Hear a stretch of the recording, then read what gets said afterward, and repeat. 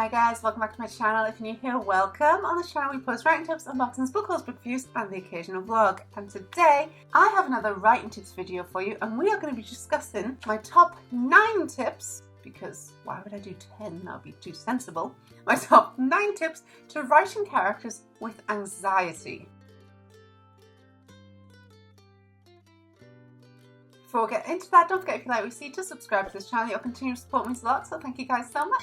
Anxiety. Now, numbers of people who suffer from anxiety, from depression, from various types of mental ailments are on the rise. Now, they're not on the rise as in more people have these things because of genetics or something like that. It's just that we understand them more and can actually diagnose it properly. For example, in the oldie days with cancer, it was put on your death certificate that if you died of the slow illness or like just debilitating disease and you just died. Now we know that it was cancer. You used to be put into asylums if you had feelings. That's called being human. So there's various different things. We just know more about it. We all know that since COVID, things like anxiety and depression have increased. People have for years had these ailments but has not been diagnosed. People did not know what it was, but now we know. Therefore, numbers have increased or appear to have increased, depending on what you believe. And so, this has also gone along with the want and reader preference to have believable and relatable characters. Now, part of that is having good representation, which we all know in a broad sense means actually having equality in genders, having equality in ethnicity, having various characters of physical and mental ability. And part of that mental ability can be including characters with anxiety, or also people writing books in general that show people with anxiety for readers who have anxiety to connect to the characters, to also teach people who do not have anxiety what it's actually like to have anxiety and how you can help people. Obviously, there are self-help books, there are medical books on how to do these things. But as we all know, reading fiction, you actually learn a lot about people and the world. Even though it's all make-believe, there are things that people teach you from fairy tales and from fiction about the world and how to behave with people. And one of those things that is on the increase is anxiety. So if you are thinking of writing a character with anxiety, or you want to tackle anxiety as one of the issues in your book, then continue watching this video and we'll go through my top 9 tips, yes 9, on how to write characters with anxiety. Number 1, talk to people with anxiety. This is by far the most important tip in this video. Should I have saved it till last? Probably, but I'm not here for the subscribers and the likes. I'm just here because I enjoy making these videos. Is talk to people with anxiety and find out how they feel, how it affects them, how they react to it, how they've learned to deal with it, because anxiety is not a quick fix. Even being on medication does not make it go away. You have to learn how your body works and how your body will deal with it, because everyone is different. So for example, people experience anxiety in various different ways. A lot of people have the closing airways. They have shortness of breath, they feel they cannot breathe, they have chest pains. But also, which is how my anxiety usually manifests, is in my stomach. I will retch. I struggle to eat. I feel like I'm just going to throw up at all times and it hurts, and that is how I know I'm having them, is I'll wake up and need to retch. So ask people, how does it affect you? Do you get the shakes? Are you unable to think, unable to speak? How do you react? How does your anxiety manifest in you? And then you can manifest this in your characters. A good example of anxiety being shown in like a popular fiction is in the recent Puss in Boots movie. He suffers anxiety and starts having panic attacks when he's in a fight scenario and he can't move, he can't breathe, he starts being unable to see. That's the way anxiety can manifest, and it was just a really good example. So if you haven't seen that movie, I highly recommend it. It's such a good way to show someone with anxiety and to show someone dealing with it as well. Number 2. Does your character know they have anxiety? This is really important because I got very ill and got bedridden. I now know that was anxiety. So I actually had a stomach bug, which then led to anxiety somehow. It kicked something off in my brain and my brain malfunctioned. And that led to anxiety. Now I was sent to hospital, I was talking to GPs, and they couldn't find anything wrong with my bloods, and eventually said, oh, have you thought of talking to Mind? Note they didn't send me to Mind, note they didn't give me any information, nothing like that.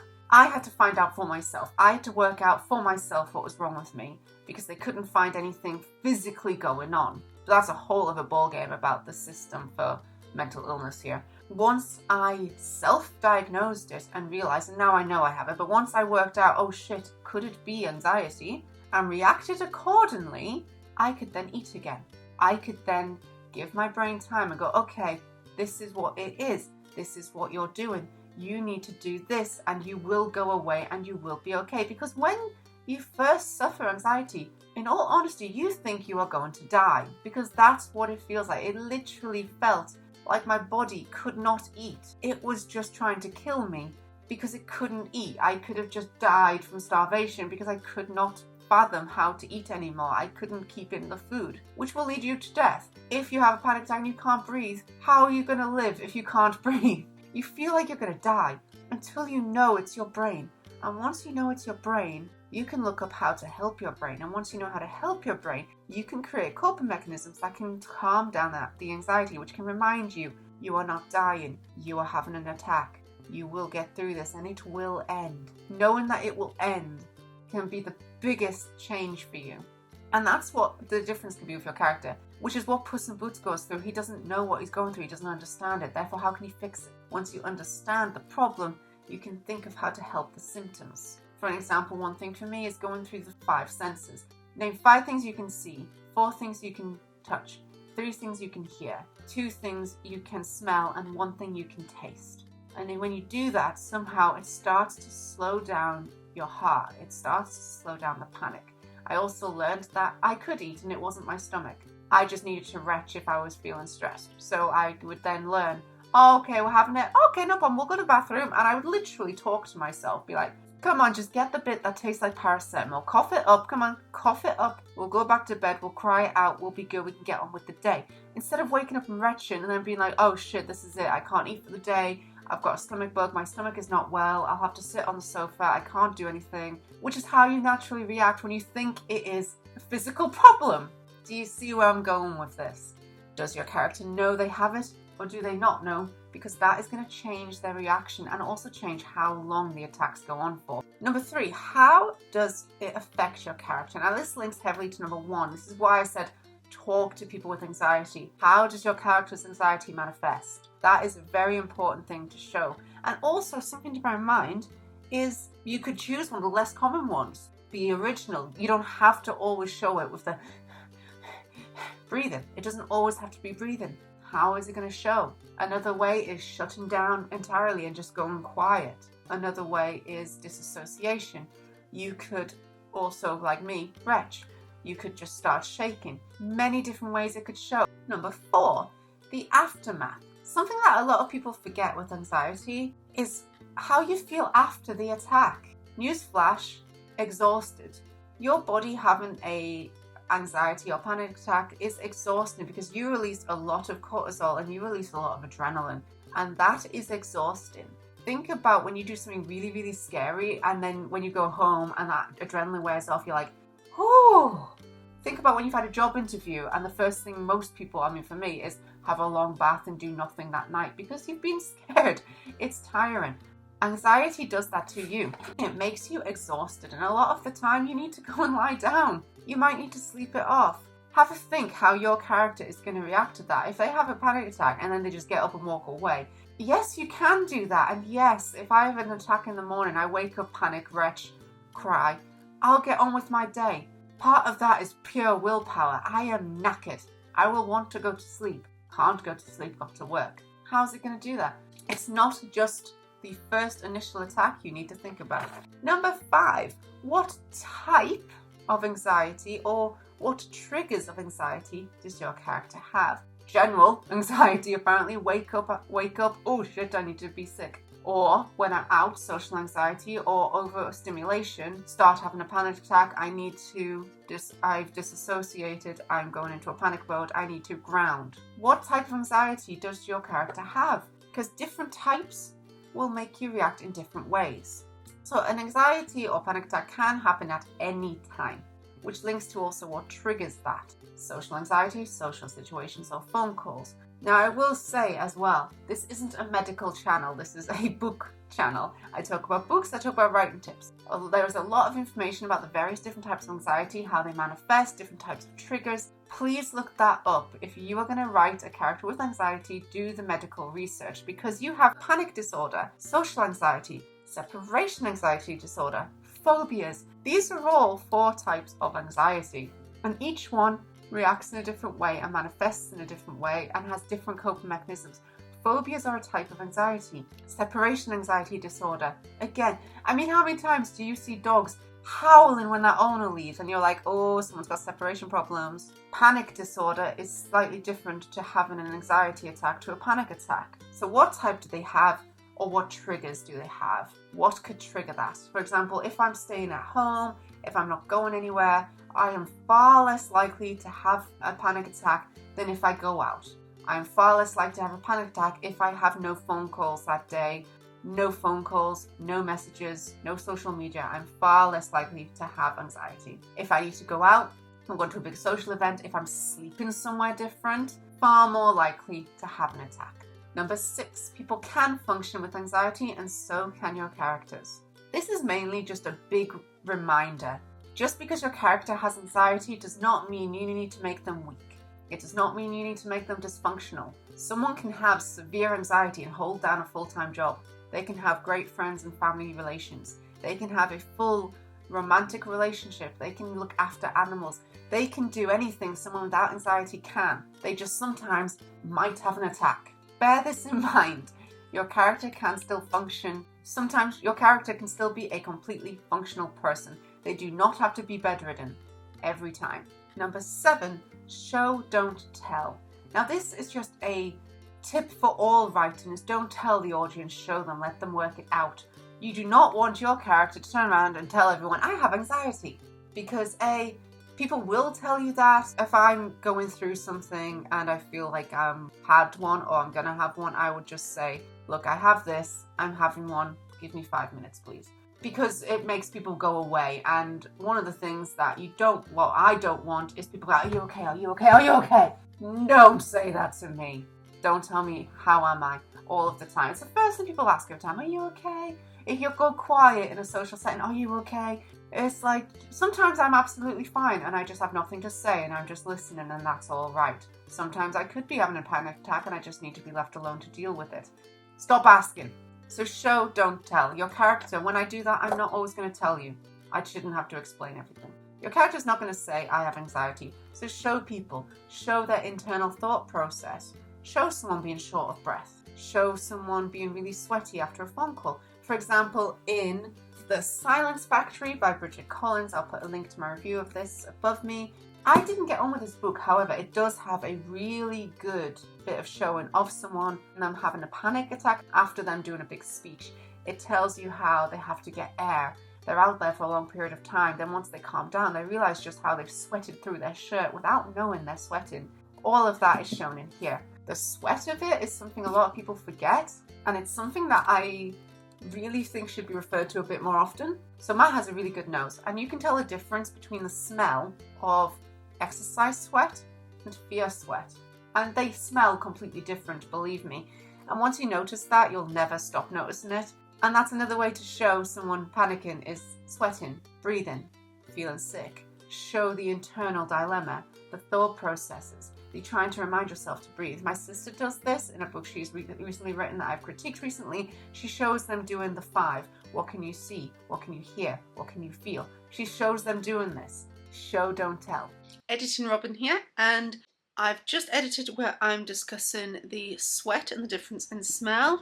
And like with the previous writing tips video where I referenced The Starless Sea by Erin Morgenstern, I'll pop a link to that writing tips above me. A book I'm busy reading does the thing that I said about. So this is Apples in the Dark by John Alex Taylor. This is the book club read that I'm in for this month, and it's a book all about anxiety and various mental health issues, including epilepsy. I'm this far into it. It's not my favourite book currently, but it does talk about very needed and interesting topics, and it does have really good representation. I will pop a link above me now to my review of this book when I finished it, because I haven't finished it yet, so I can't tell you guys what it's like. But Apples in the Dark by John Alex Taylor definitely talks about panic attacks and the difference in the smell of sweat between exercise and a panic attack. It's the first book I've seen that mentioned in, so yeah, impressed with that. Back to the writing tips video. Number 8, be original. As I've already said in this video, you don't have to do the obvious. You can definitely do the obvious if you want to, but you don't have to. Show different ways sometimes, you know? Your characters don't all have to suffer the same type of anxiety. They don't all have to react the same way. They don't all have to use the same coping mechanisms. Some people need to sit under a weighted blanket. For some people that is stifling and they need to get out. Some people need to go to a safe space and sit in a closed room. Some people need to go into an open field and feel free. What does your character need? Have a think. It doesn't have to be the standard one that we all know about. And finally, number 9, and this really does link to number 6, and that is characters and people can have healthy relationships whilst they have anxiety. It links to number 6 because I said people can function. This one relates to you can have anxiety and have a completely loving, happy family. You can have anxiety and have a loving, functional relationship. You don't have to have past trauma. This links to that trope in fiction and fantasy where people can't be bothered to write or don't want the hassle of having to write people from a family and actually have living parents. They don't have to have a past drama to make them have it. You can honestly have anxiety just from a mismatch balance of hormones in your brain. You can have it from a hereditary genetic thing of that's just how your brain functions. It doesn't have to be caused by a relationship. It can be caused by seeing something happen. It can be caused by school. It can be caused by so many other things. It can be caused by other illnesses. For example, if you have ADHD, you can be more likely to get anxiety. Stuff like that. It doesn't have to be caused by your family not understanding you. It doesn't have to be caused by a family member dying. But also, you can still have a very healthy relationship. It doesn't have to make you a bad person. It doesn't have to make you lash out at people. You can be completely lovely. You can have a really open, honest, happy relationship whilst crying your eyes out. Just a food for thought there. They don't have to have a massive breakup. You can have a full-on, very happy relationship whilst sometimes needing to just go and cry out. And that's it for my 9 tips on writing characters with anxiety. Please comment down below if you have any other tips. If you yourself have anxiety and you want to tell people, or you feel comfortable to tell people your symptoms so that other writers can use those, do comment down below, but that is completely your choice. Do not feel you have to tell people or anything like that. If you are struggling with anxiety or you feel like you are, I'll put a link below of places you can talk to someone, get some help. Do go and see your GP. I know I've said that they weren't necessarily helpful for me. However, at least they can rule out other things. Do get help if you are starting to feel like you can't get out of bed. Please seek help. Please talk to people and be open, honest. Trust me, letting it out and talking does help. But in terms of if you're here just to learn how to write people with anxiety, I hope you guys found these tips useful, and I hope my honesty and openness wasn't too much for you. I apologize if it was, but I'm not ashamed. If you're going to write a character with anxiety, please go ahead.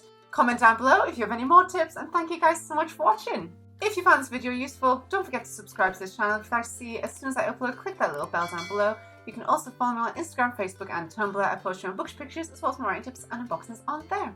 And thanks for watching, guys. Bye!